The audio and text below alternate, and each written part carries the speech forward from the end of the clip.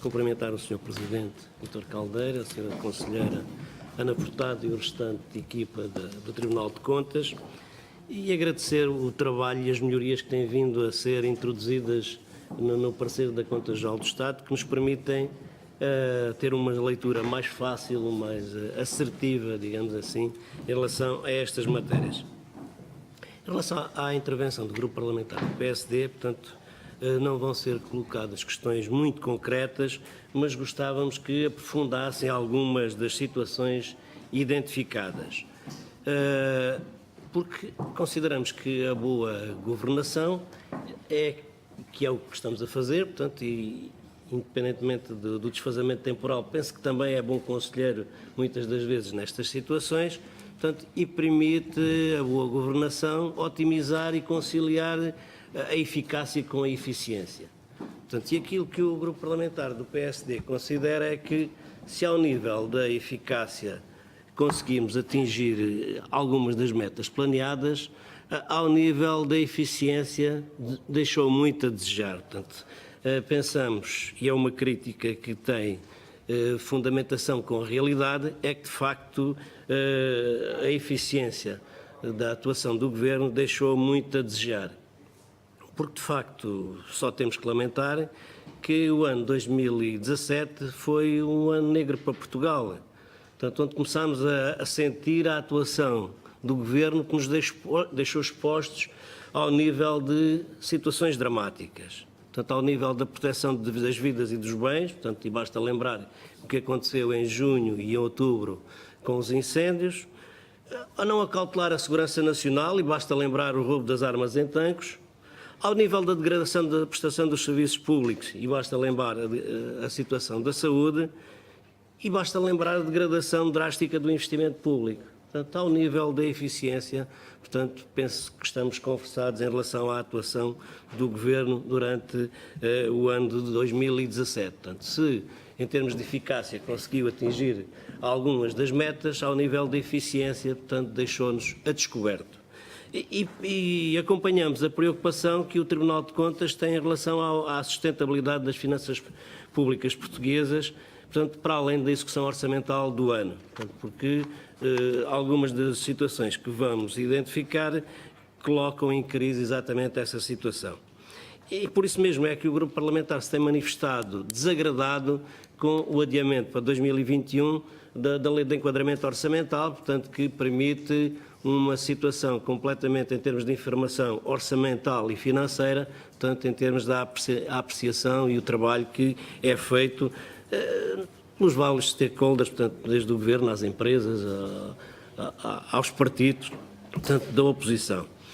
Também o Grupo Parlamentar do PSD não deixa de lamentar e mostrar o seu desagrado pela quebra acentuada do investimento público, conforme foi identificado pelo Tribunal de Contas. Portanto, a despesa com aquisição de bens de capital da Administração Central portanto, reduziu para além daquilo que era, mas não seja em relação àquilo que foi o orçamento, portanto, em 50% em relação ao orçamentado. Também é uma preocupação e um desagrado o aumento em volume da dívida pública. Portanto, num ciclo em que, portanto, de alguma forma o Governo se tem vangloriado daquilo que é a execução, portanto, o que constatamos é que o benefício, digamos assim, em termos de dívida pública, tem sido unicamente fruto do ciclo económico. Portanto, em termos nominais, portanto, o Governo continua a bater recordes de dívida pública. Uma outra situação que nos desagrada e que pensamos que devia ser erradicada ou pelo menos ir sendo atenuada, é a questão dos pagamentos em atraso, portanto, particularmente do Ministério da Saúde, portanto, que sucessivamente em 2016 e 2017, portanto, veio sofrer um agravamento, portanto, depois de ter partido de 486 milhões de euros os pagamentos em atraso da saúde, passou para 583 em 2016 e aumentou para 872 milhões de euros em 2017.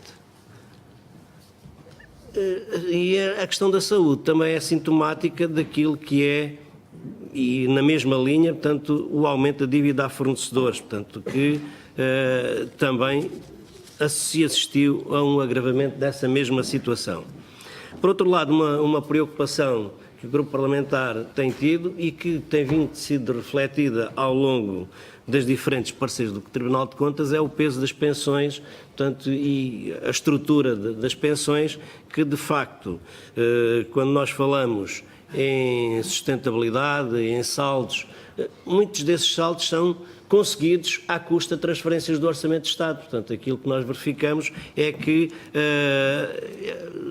em cada um dos regimes, portanto, há sempre contribuição do Orçamento de Estado para além daquilo que é as contribuições. E neste aspecto também uma chamada de atenção para a questão da receita do adicional do IMI, portanto, que o Tribunal de Contas identificou que a receita foi de 131 milhões e aparece como transferência pelo Fundo de Estabilização a verba de 50 milhões de euros. Portanto, o que é que aconteceu em relação a este diferencial?